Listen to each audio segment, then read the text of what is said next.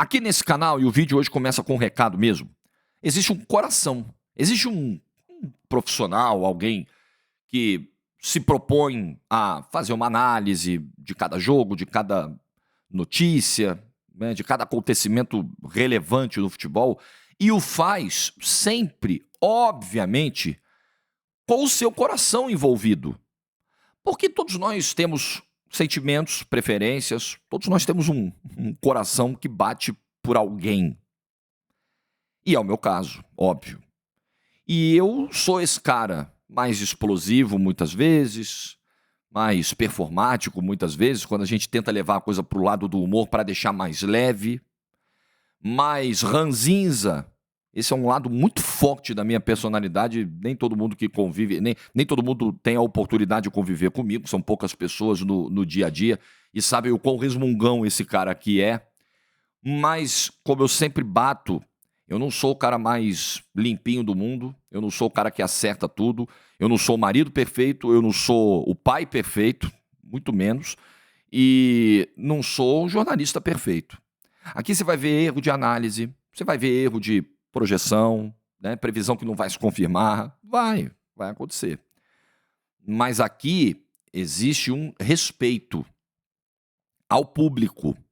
Eu jamais vou fazer uma análise aqui, primeiro pensando em remar a favor da maré, porque eu tô, desculpa quem tá almoçando, eu tô cagando pra isso. Mas assim, solenemente. Vou no embalo aqui. Então tá todo mundo dizendo um negócio, pô, eu não sou bobo de comprar a briga. Se eu achar que eu tenho que comprar, eu vou comprar. Se aquilo é realmente o que eu penso e o meu pensamento é minoritário, eu vou comprar e tô pouco me ferrando. Não sou o cara que vai perseguir pessoas no pessoal, eu faço análise profissional. Não sou o cara que vai colocar caráter de ninguém em discussão. E não sou o cara que faz uma análise, principalmente pelo aspecto positivo, uma análise mais branda, uma análise mais para cima, mais parcial, porque o meu clube está envolvido. Eu acho que fazer isso é pilantragem, e pilantra no YouTube tem um monte por aí. Às vezes a minha opinião, ela vai bater contra o que pensa a maioria da torcida do meu clube. E eu sofro quando isso acontece, porque ser xingado por torcedor que divide a arquibancada com você é uma merda. Eu detesto passar por isso. Eu não gosto. Realmente, eu não gosto. Faz parte da minha profissão, eu entendo. Tanto que eu não fico batendo boca, não xingo o cara de volta. Eu tenho equilíbrio emocional pra lidar com isso. Mas no fundo eu não gosto. Eu falo, pô, irmão, eu tô na mesma trincheira que o cara e... Aliás, falar em trincheira, né? Sabemos bem, né? Parte do meu público sabe do que eu tô falando, né? Gente que você acha que tá com você e que na hora só é terrível. Me incomoda, me dói, mas é o meu trabalho, é o meu ganha-pão. Também me incomoda. Mas o Jorge torce pro time tal, ele vai puxar a brasa pro time tal. Não, eu vou fazer análise. E no vídeo de ontem, eu poderia ter ido por um caminho muito fácil.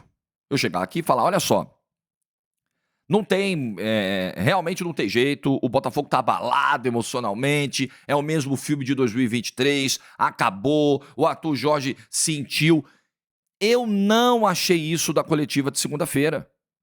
Eu não achei. Genuinamente. Não é torcedoramente. Não é parcialmente. Não é apaixonadamente. Não é botafogamente. Porra, sei lá, tô inventando os termos. Não, era o que eu, sempre muito honesto com o meu público, era o que eu achava. Eu acreditava naquilo. Eu acreditava que o Botafogo vinha jogando do mesmo jeito que no início do campeonato. A bola não estava entrando. A eficiência não era a mesma. Os adversários se retrancavam. A ansiedade batia.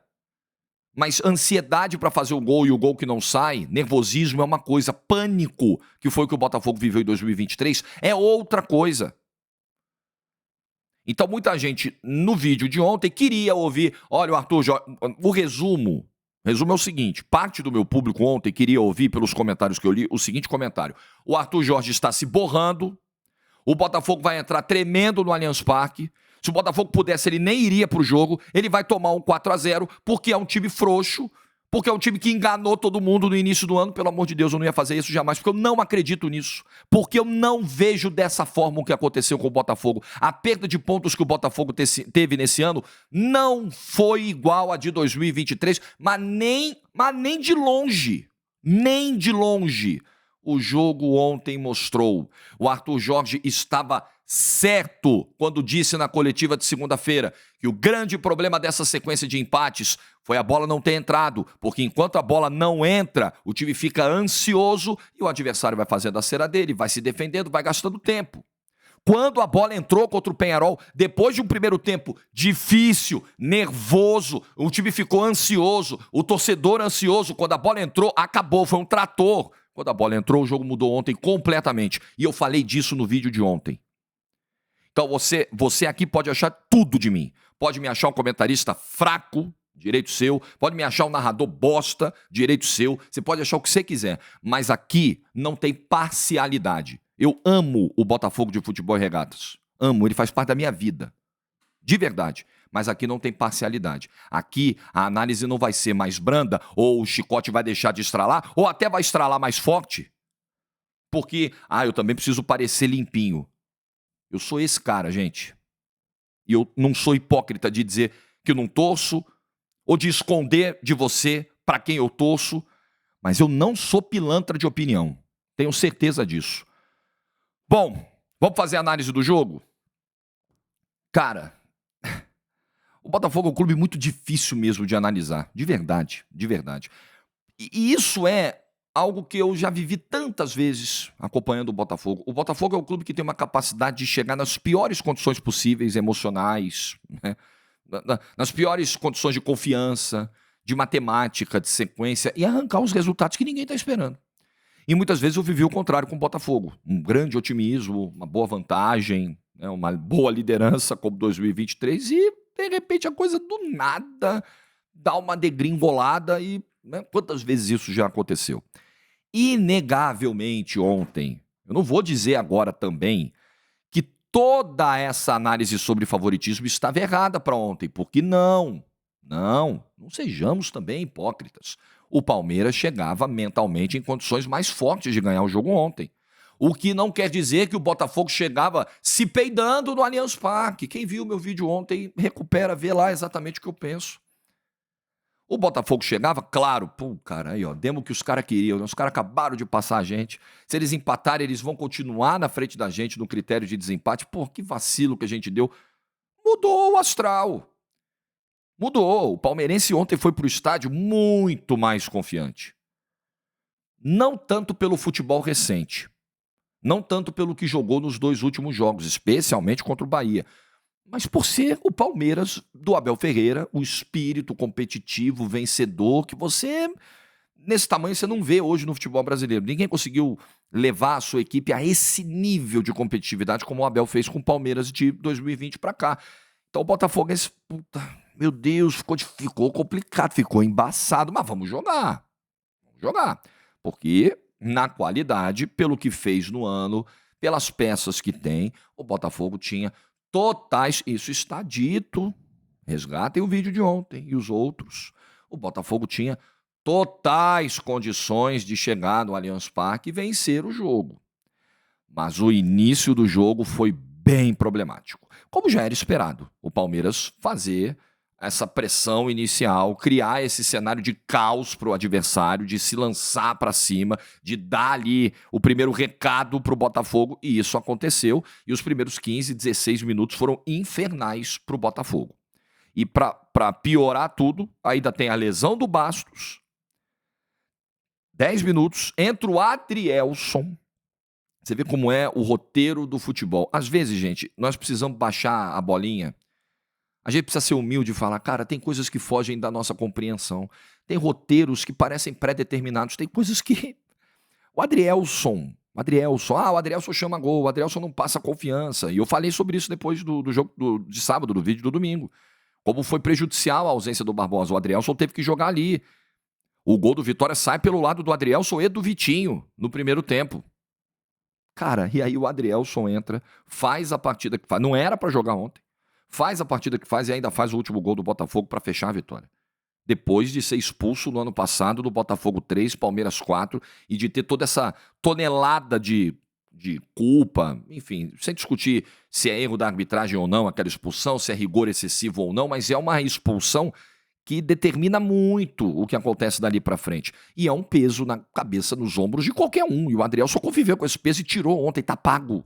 Tá pago esse débito, essa conta tá paga pelo Adrielson. Tá paga pela justiça divina, tá paga pelo destino. Aí vai de acordo com a tua visão filosófica sobre o que é a vida, sobre o que é sorte, sobre o que é redenção.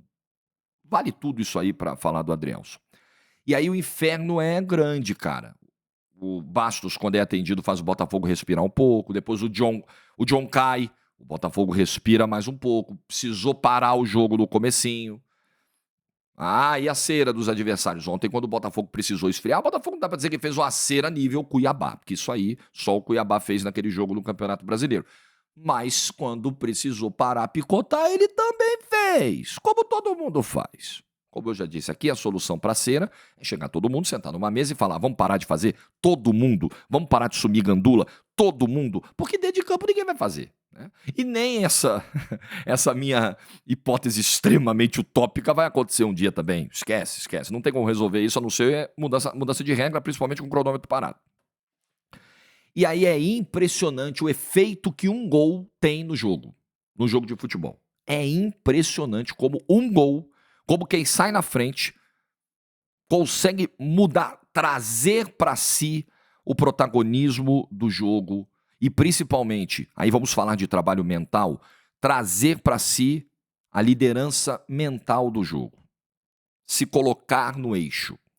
Foi o efeito que o gol do Gregory teve no Botafogo. O jogo dá um 180, o jogo muda por completo. Aquele Botafogo assustado, apavorado dos primeiros minutos, sim, eu tive essa percepção de um Botafogo muito nas cordas dos primeiros minutos, não sei se você achou a mesma coisa. Aquilo muda, o Botafogo começa a fazer o seu jogo fluir, jogadas individuais vão começando a aparecer, Savarino vai começando a aparecer no jogo, Savarino e Almada vão tentando se entender, vão tentando trocar passes, é outro Botafogo. Luiz Henrique vai tentando as suas arrancadas pelo lado direito, para cima do Rios ganhou algumas, para cima do Caio Paulista. É um Botafogo mais leve. Sabe aquele Botafogo ansioso contra o Vitória que tomou um gol cedo? Sabe aquele Botafogo ansioso contra o Atlético com a responsabilidade de jogar com um a mais? Agora a gente tem que ganhar o jogo. E o Atlético todo entrincheirado e o tempo passando. Ontem, depois do gol, acabou. Aí era o Botafogo de sempre.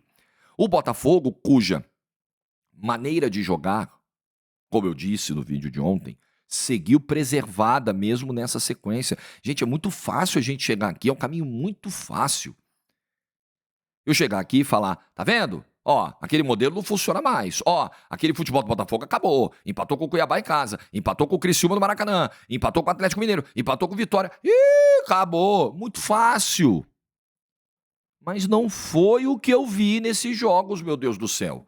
Eu vi o Botafogo finalizando mais de 20 vezes por jogo, tendo muita posse de bola, mas travado. Travado. Mérito dos adversários e, claro, dificuldades que o Botafogo enfrentou para lidar com isso. E vai ter que enfrentar, vai ter que lidar com isso. Não pode sofrer com retrancas. Acho que todo mundo sofre para furar uma retranca.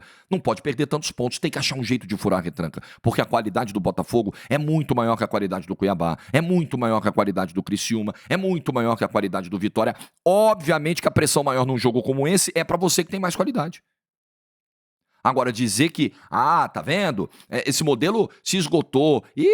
Virou o fio. É o mesmo de 2023. É a pipocada. Eu não vi isso em campo, eu não vi isso em performance, então eu não ia comprar esse discurso. Se eu acreditasse realmente nisso, eu não teria problema nenhum em dizer, caramba, o time tremeu, hein? Minha nossa, eu não vi dessa forma. Aí o gol muda tudo. Muda tudo, por mais que o Palmeiras ainda tenha tido uma bola na trave do Rony, e uma cabeçada do Marcos Rocha aparecendo pela esquerda, num cruzamento que veio da direita, que o John faz uma defesaça. O Botafogo melhorou muito no jogo depois do gol. E precisamos falar aqui também do trabalho de marcação em cima do Estevão. Já tinha acontecido no jogo da Libertadores dentro do Allianz, no 2-2, no jogo da volta. E ontem a dobra do Alex Telles com o Barbosa fez o Estevão ter dificuldades. Ele tentou as suas arrancadas, levou a melhor em algumas, mas sofreu com a marcação forte, sofreu até com uma certa solidão, sem conseguir combinar tantas jogadas assim. Mérito do sistema defensivo do Botafogo. O que jogou Alexander Barbosa na noite de ontem foi brincadeira. Estou muito à vontade para falar, porque critiquei demais o Barbosa pelo destempero contra o Atlético Mineiro, pela expulsão tola contra o Atlético Mineiro, mas o brasileiro que faz Alexander Barbosa é primoroso. Barbosa e Bastos. A dupla de zaga do Botafogo é uma dupla da qual a gente tem pouca coisa a falar em termos de crítica. Partidaça ontem, eu diria que foi uma partida, sem exagero, histórica do Barbosa. Ele cortou praticamente todas pelo alto, ganhou antecipações embaixo, desarmou, deu carrinho, sem ser desleal. Partidaça do Barbosa. Essa vitória passa muito por ele. A gente olha para os homens de frente, a gente olha para o Savarino, que é brincadeira o que está jogando. É um absurdo de jogador o Savarino. A gente olha para a qualidade técnica do Luiz Henrique, a gente tem vários jogadores aí para olhar. Mas o Barbosa, amigo, que partida. Segundo tempo, entra o Flaco Lopes, o Rony vai para a ponta, o Palmeiras tenta acelerar ainda mais o jogo. Eu vou falar de arbitragem, tá? Não vou deixar de falar dos escanteios, não. Vou falar de arbitragem, a reclamação do Abel, se o Luiz Henrique deveria ser expulso ou não. Vou chegar lá no final do vídeo. Palmeiras vai para um jogo. Naturalmente, o Palmeiras é um time que gosta muito de acelerar o jogo. E quando você tem o Rony no comando do ataque, você está buscando essa proposta, né? De saída rápida de transição, de bola acelerada para o Rony. E isso do segundo tempo, com o Rony indo para a ponta, o Flaco Lopes indo para a área, era o Palmeiras buscando ainda mais esse jogo direto para tentar achar o Flaco Lopes na área. Não deu certo. O Palmeiras não conseguiu. O Palmeiras teve, de novo, alguns pontos destoantes. Mais uma vez o Felipe Anderson. Aí eu preciso falar. Hoje eu tô misturando as análises, tá? Não vou fazer um bloco separado para cada time, não. Me desculpe. Hoje o vídeo tá diferente. Cara, quantos jogos que você vai falar? Caio Paulista e Felipe Anderson, pô, hoje jogaram muito. Quantas vezes você vai falar disso nesse ano? Quantos grandes jogos fez o Caio Paulista? É um jogador que destoa. Quantas grandes contribuições. O Felipe Anderson desarma, o Felipe Anderson recupera a bola, é verdade. Em alguns jogos ele tem feito isso, ele fez isso na semana passada. Agora, qual é a contribuição em termos ofensivos, em termos de construção, de criação do Felipe Anderson pela ponta? Então, são jogadores que não entregam com a camisa do Palmeiras, não entregam definitivamente. E aí, o Palmeiras tentando esse jogo mais direto, tendo dificuldades, o Barbosa muito bem, a defesa do Botafogo se colocando bem, o Palmeiras mais tenso. E aí o Marcos Rocha faz a bobagem que fez. Imperdoável. Um jogador tão vencedor como o Marcos Rocha, tão campeão, tão experiente, entrar numa discussão que não era com ele. O Luiz Henrique e o Maurício estavam ali brigando por espaço antes do escanteio na área, e rola aquele empurra, aquele estresse. Aí o Marcos Rocha não estava envolvido na treta. Ele vem, se enfia no meio dos dois. Aí o Luiz Henrique dá uma trombada nele, ele vai lá e larga uma mãozada na cara do Luiz Henrique. Não pegou em cheio, pegou a ponta dos dedos. Pegou, é uma agressão, é vermelho. Não tem o que falar, não tem o que fazer, é vermelho. E aí acabou o jogo pro Palmeiras. Acabou nessa sequência de 3 minutos, porque o Marcos Rocha toma o vermelho. O Abel, ou ele não designou ninguém ali para fazer a lateral direita, ou ele demorou muito para achar uma solução ali. Porque 3 minutos depois o Botafogo tem um tiro de meta e não há absolutamente ninguém do lado direito. Ninguém. O Vitor Reis e o Gomes estão ali meio parados, meio, né, olhando para a morte da bezerra. Não tem ninguém ali. O John manda a bola, o Igor Jesus raspa de cabeça, aí vem o Caio Paulista desesperado para tentar chegar. Pelo amor de Deus, o Igor Jesus não pode dar casquinha, eu vou chegar. Não deu. Não deu porque não tinha ninguém ali. Alguém deveria estar ali. Acho que alguém moscou nessa aí. Ou foi o Abel, ou foi algum jogador que estava escolhido para estar lá, tapar o buraco do Marcos Rocha e não estava. E aí a bola sobra para o Savarino, acabou o jogo. 2-0, acabou o jogo. Botafogo com 1 a mais e minutos depois fazendo o segundo. Fim de papo. O Botafogo ganhou o jogo. Ainda teve tempo do terceiro do Adrielson, com toda a história de redenção que a gente disse aqui. E o Rios fez um gol no final que é importante para saldo. Ah, esse gol do Rios não vale nada. Até ficou uma demora de checagem para ver se o Gomes tinha alguma participação na jogada e o Gomes estaria impedido se fosse concluída a participação dele no lance. Ah, mas pô, pra que essa demora pra checar um negócio que não vale nada? Vale pelo saldo. O Botafogo agora tem saldo 28, o Palmeiras com esse golzinho foi para saldo 27, né, e diminuiu um do Botafogo. E isso é muito importante porque pode ser que o saldo defina o campeão. Número de vitórias é o primeiro critério de desempate, depois é saldo de gols. Então foi sim importante esse gol do Rios. Mas o Botafogo viveu a sua grande noite do ano. Cara, foram grandes noites do ano, também é difícil dizer, né? Você meter 5-0 numa semifinal de Libertadores é uma noite histórica. Você eliminar o São Paulo dentro do Morumbi nos pênaltis de maneira dramática é histórico. Você eliminar o Palmeiras dentro do Allianz, amigo, sofrendo tudo que sofreu na reta final, é histórico. Você enfiar 4-1 no teu maior rival dentro do Campeonato Brasileiro é histórico. Ganhou as duas, inclusive, esse ano. O Botafogo conseguiu coisas históricas esse ano e ontem foi mais uma noite de um clube que vive um sonho, um paraíso. Isso é novo na vida do Botafogo. E o Botafogo vai se acostumando. É uma vitória que ela não é só para 2024. Essa vitória fica para os próximos anos. Essa vitória fica para toda vez em que as pessoas disserem: ah, o Botafogo não sabe decidir, o Botafogo não tem o histórico. Ele está criando esse histórico. A vitória de ontem, ela se soma a todos esses jogos que eu citei, as outras vezes que o Botafogo foi no Allianz. Esse ano saiu classificado da Libertadores, ano passado ganhou por 1-0 com o gol do Tiquinho. Pô, jogar no Allianz, irmão. Difícil ganhar do Palmeiras lá dentro, do Palmeiras, do Abel. Sair de lá festejando, o Botafogo foi lá nas últimas 3 vezes e saiu festejando. Isso é criar casca. Isso é criar casca, não é só para esse elenco, não. É institucional. É o Botafogo viver essa realidade com frequência, saber lidar com o momento de pressão, saber lidar com o jogo grande. É o seu torcedor também ter o seu espírito preparado para acreditar.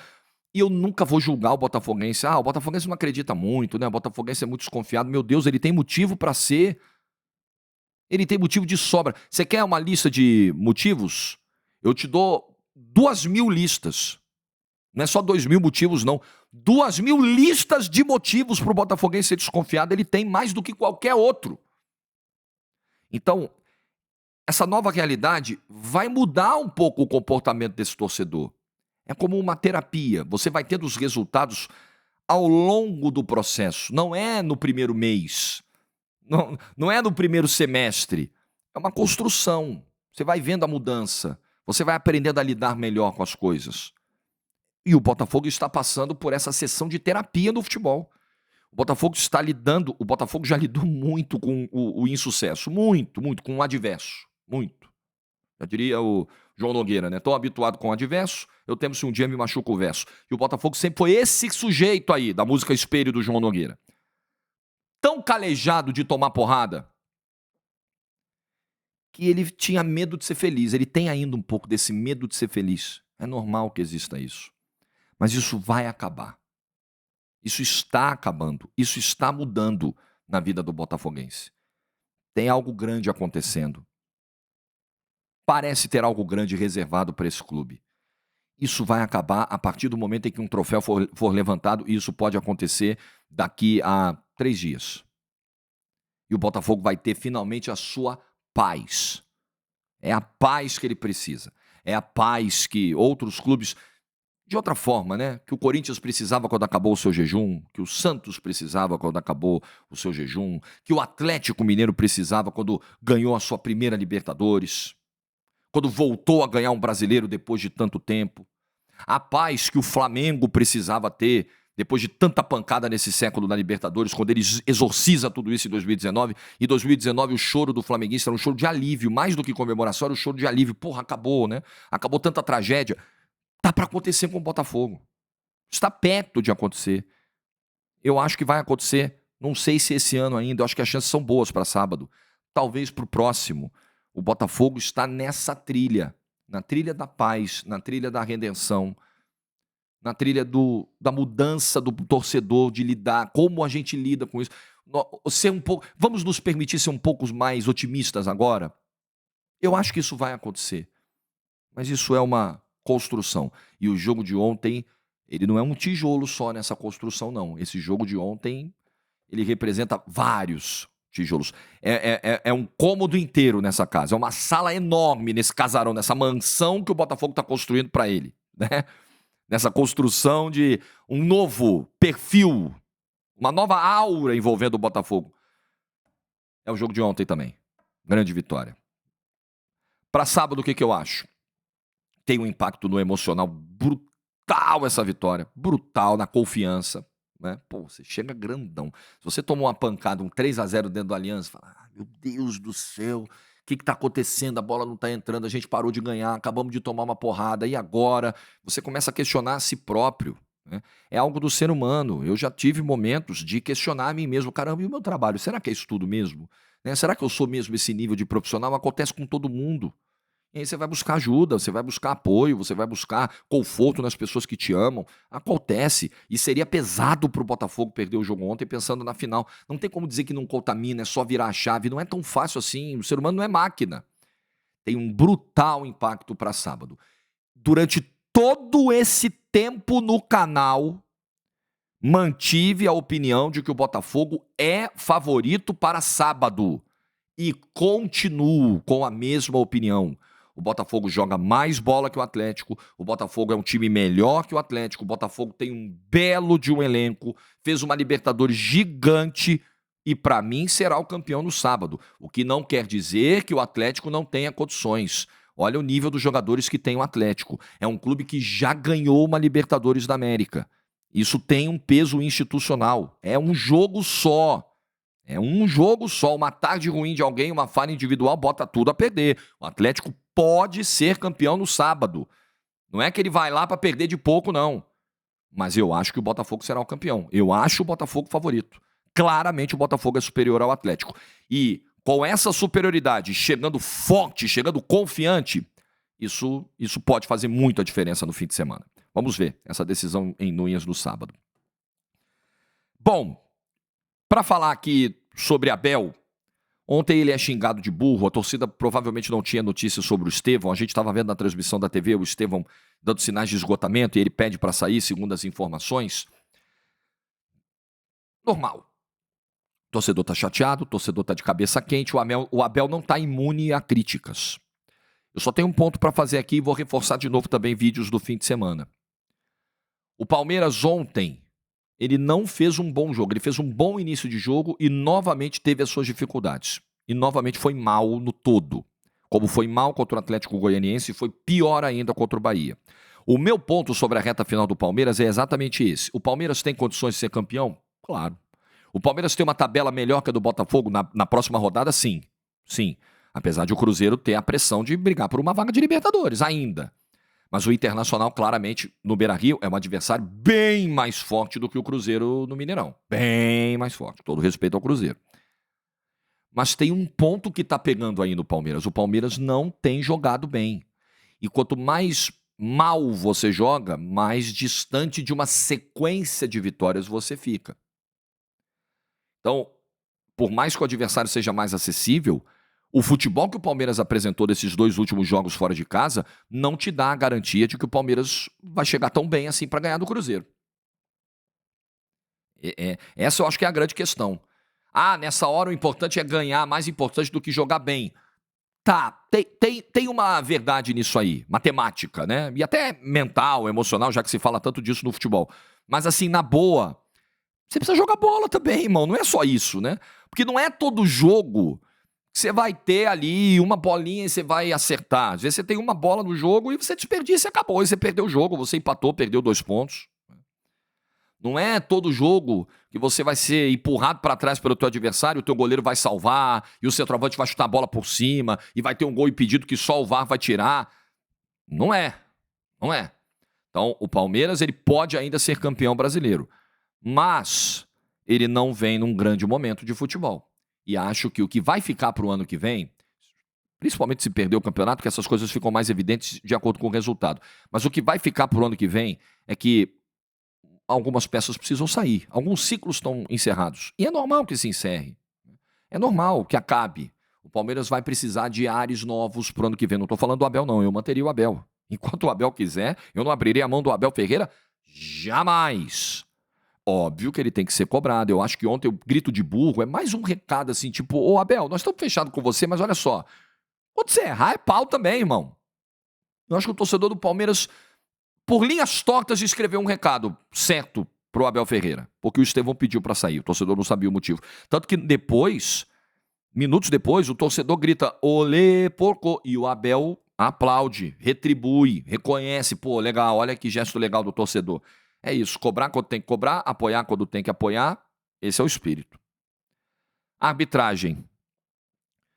Os dois. Primeira coisa, o Wilton Pereira Sampaio é um horror de árbitro, como a maioria dos árbitros por aqui. Ele é péssimo, ele é tenebroso, ele é um horror, é um absurdo ter um árbitro desse nível. O Wilton Pereira Sampaio não consegue sequer sinalizar aquilo que ele marca no campo. Você não sabe se ele está dando falta, se ele está dando escanteio, se ele está dando impedimento. Se ele está dando falta para defesa ou falta para o ataque. É um horror de árbitro. Acompanha jogadas de longe, picota o jogo. É uma tragédia que o árbitro da decisão do Campeonato Brasileiro tem que ser esse aí. Esse aí. Essa porcaria de árbitro. De árbitro. Não falo do aspecto humano nunca. Esse é o nível que a CBF entrega para nós de arbitragem. Esse é o nível que a gestão Edinaldo nos entrega. E outras gestões também, para ser justo, a arbitragem aqui é o causa há muito tempo. Então esse horror de árbitro ontem errou em 2 escanteios a favor do Botafogo. Os 2. O segundo, cara, a cabeçada é só do Gregory. E o Bandeira também. Eu acho que o VAR, já tenho essa opinião há um tempo, o VAR deveria entrar nesse lance de em quem a bola bateu por último. Porque é algo rápido, é algo simples de checar. O problema é que a galera aqui é tão enrolada na operação do VAR que uma checagem que duraria no máximo 10 segundos, bateu no Gregory ou bateu no... Era o Rocha que subia com ele, não lembro. Bateu no Gregory ou bateu no Rocha? É pro Botafogo ou pro Palmeiras? 10 segundos, gente. Um replay, 2, no máximo você tira a dúvida. Aqui ia durar 1 minuto. No mínimo. No mínimo. Mas eu acho muito complicado que hoje, com tanta câmera do campo, você ainda permita a marcação de um escanteio inexistente, quando tá claro na imagem quem a bola bateu. Bateu no atacante, não bateu no defensor. E aí saiu o gol do Botafogo. Ah, um erro de escanteio é uma coisa boba, não dá pra ficar chorando por erro de escanteio, existem coisas muito mais graves, o Palmeiras jogou mal, não pode se apegar a isso. Tá, eu entendo, mas é um erro, gente, é um erro que não deveria acontecer. É um erro que pode mudar o campeonato, o erro mudou o jogo. O erro da arbitragem ontem mudou o jogo. O domínio era do Palmeiras, o Botafogo estava baqueado, o jogo se inverte completamente depois do gol do Gregory. Então, eu não é tratar como, nossa, o maior absurdo do mundo, o maior roubo da história, mas muda o rumo do jogo, isso é importante. Também não dá pra minimizar um negócio desse. 2 escanteios errados em sequência, mas essa é a arbitragem brasileira, pô. A arbitragem brasileira é essa porcaria aí. É o Wilton pra baixo. O padrão é esse, é de Wilton pra baixo. Só ladeira abaixo. Sobre o lance do Luiz Henrique no Rony, o Abel queria a expulsão. Eu acho que esse é o tipo do lance do sem querer, querendo. Eu estava na transmissão com o Mauro Betti e com o Ricardo Martins, no YouTube da TNT. Ambos disseram que não acharam lance para expulsão, que não seria um movimento de gatilho do Luiz Henrique. Eu acho que o jogador brasileiro é muito malandro e fica no meio do caminho. Tô aqui movimentando, medir distância, mas aproveito e dou uma largadinha também. E aí fica muito no limite para você, porque a regra fala do gatilho, né? A regra fala do movimento. Você precisa ver, né? E ter muito ali a sensibilidade para medir isso. É difícil. Eu acho que o lance do Luiz Henrique é bem nesse limiar. Eu acho que o jogador brasileiro tem sido, jogadores de uma maneira geral, tem sido muito espertinhos. Não tinha necessidade do Luiz Henrique levar até o final o movimento do braço até o rosto do Rony. Acho que ele correu o risco, mas também não é nenhum crime não expulsar justamente pela questão do gatilho. Só que fica no fio da navalha, na minha opinião. E do mais, o Botafogo ganhou porque foi melhor na maior parte do jogo, porque foi mais competente. E tanto se dizia do mental do Botafogo, e o Botafogo teve isso ontem. Teve força mental para ganhar o jogo, para resistir ao pior momento e depois para controlar a partida dentro de um Allianz Parque lotado. E o Palmeiras não teve a cabeça fria que o seu treinador sempre pregou.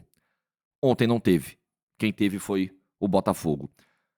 Cuidado para a gente não criar verdades absolutas em cima do resultado. O resultado nos diz muita coisa, mas por trás do resultado existem os processos e às vezes, mesmo cumprindo algumas etapas do processo, o resultado não vem. E aí você precisa entender por que ele não veio. Ganhou, não tá tudo bem. Perdeu, não tá tudo uma porcaria. Não caiamos nessa armadilha. O Botafogo venceu e viveu grandes emoções na noite de ontem. E tem mais para viver. Sábado vem aí. O que você pensa? Like no vídeo se você ficou até o final. Te desejo uma ótima quarta-feira. Te vejo hoje na Champions. Hoje eu narro para quem é assinante da Max com exclusividade Aston Villa e Juventus. Bola rola às 5, às 4h45. Eu vou estar nessa aí. Tá bom? Juízo. Tchau.